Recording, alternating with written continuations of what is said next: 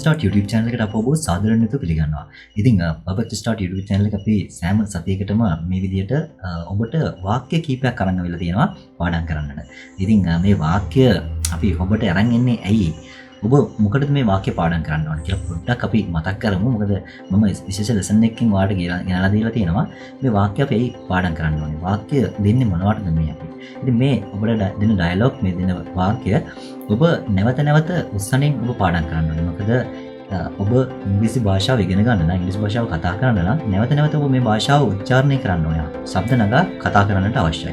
ඉතින් ඒක තමයි අපි ඔබට කතා කරලා කිව්වේ. මෙන්න මේ විදිය තමයි අපි කරන්න ඕනේ කියලා. ඒ වගේම අපි විශේෂ ලෙසන් එකක් කරන් තිබුණා. ඔබට ඒ ලෙසන් එකට ගිහිල්ලා බලන්න පුළුවන් කොහොමද ඉංග්‍රීසි කතා කරන්න අපි පුරුදු වෙන්නේ. ඒ වගේම සුපිරිම ක්‍රම පහක් අපි ඒකේ හඳුන්වලා දීලා තියෙනවා. ඒක අපිට ඇයි ඉංග්‍රීසි කතා කරන්න බැරි කියලා අපි පැහැදිලි කරලා දීලා තියෙනවා.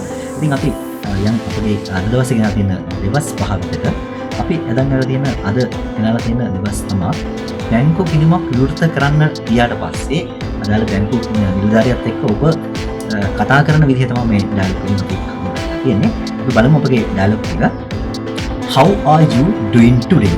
How are you doing today? Great. Thanks.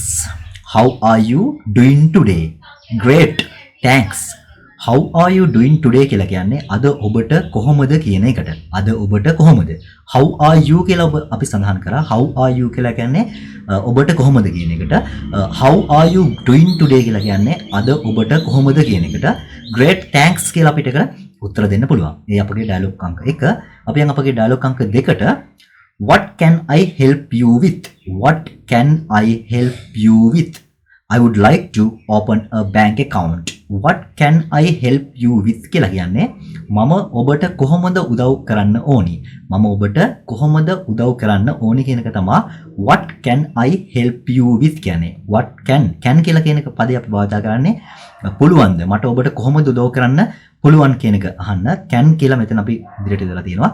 what can I කියලා කියන්නේ කොහොමද මමට පුළුවන් ඔයාට උදව් කරන්න help you with කියලා අහනවා. එතකොට අපි උත්තර දෙනවා I would like to open a bank account. I would like to open a bank account. මට bank account එකක් open කරගන්නට බැංකු ගිණුමක් විවෘත කරගන්නට අවශ්‍යයි කැමතියි කියලා ආන්සර් එක දෙනවා. right අපි යන් ඩයලොග් අංක 3 වෙතට What kind of account would you like to open? What kind of account would you like to open? What kind of කියලා කියනවා what kind of කියලා කියන්නේ මොන වර්ගයේ මොන විදිහේ ගිණුමක්ද ඔබට විවෘත කරගන්න ඕනේ. what kind of person කියලා කියනවා මොන විදිහේ පුජ්‍යලයක්ද. what kind of problem මොන වගේ ප්‍රශ්නයක්ද. එතකොට what kind of account would you like to open කියලා කියන්නේ මොන වර්ගයේ account එකක්ද. what kind of account would you like to open? ඔබ කැමති මොන වර්ගයේ ගිණුමක් විවෘත කරගන්නද. I need checking account. I need checking account. I need කියලා කියනවා need කියන වචනේ තේරුම තමයි මට අවශ්‍යයි මට ඕනි කියන එකට checking account එකක් කියලා කියන්නේ check ගනුදෙනු කරන ගිණුමක් කියන එකට. ඊළඟට යනවා අපගේ ඩයලොග් අංක 4 වෙතට Would you also like to open a saving account? Would you also like to open a saving account? That's fine.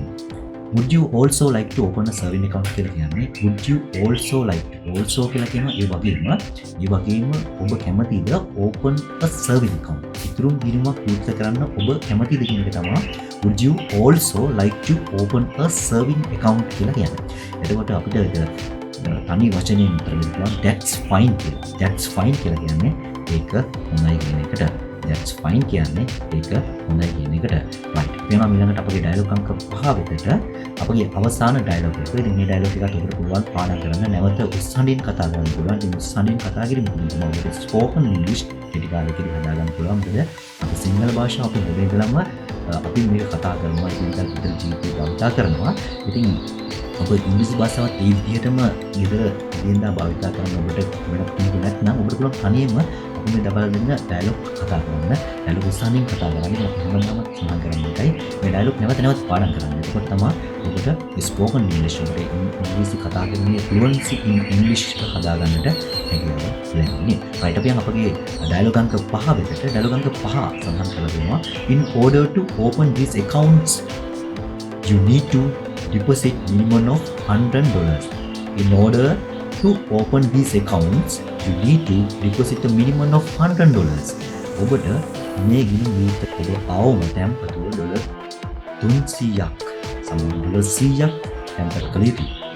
In order to open these accounts, need to deposit a minimum of $100.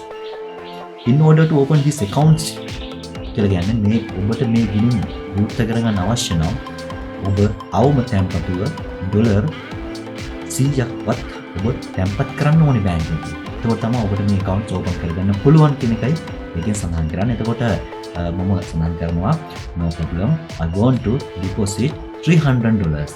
ප්‍රශ්නයක් නෑ. මම dollar 300ක් තැන්පත් කරන්නට මට අවශ්‍යයි කියලා උත්තර දෙන්න පුළුවන්. ඉතින් මෙන්න මේ වගේ ඩයලොග් පහක් කරන් තියෙනවා. මේ ඩයලොග් පහ නැවත නැවත ඔබ පාඩම් කරන්න. ඔබ නැවත නැවත පාඩම් කරාම ඔබට හැකියාව ලැබෙනවා ස්පෝකන් ඉංග්‍රීසි වලට ඒ ෆ්ලුවන්සි ඉන් ඉංග්‍රීසි හදාගන්න. ඉතින් ෆ්ලුවන්සි ඉන් ඉංග්‍රීසි හදාගන්නේ මොකකටද? ඔබ ඉංග්‍රීසි නැවත නැවත කතා කරලා තියෙනවා ඔබට ඒ ආభాෂ ලැබෙනවා. ඔබට එතකොට ගොඩක් එෆර්ට් එකක් දරන්න පුළුවන්. හොඳ එෆර්ට් එකක් දරන්න පුළුවන්. ස්පෝකන් ඉංග්‍රීසි ඉක්මනටම හදාගන්නට.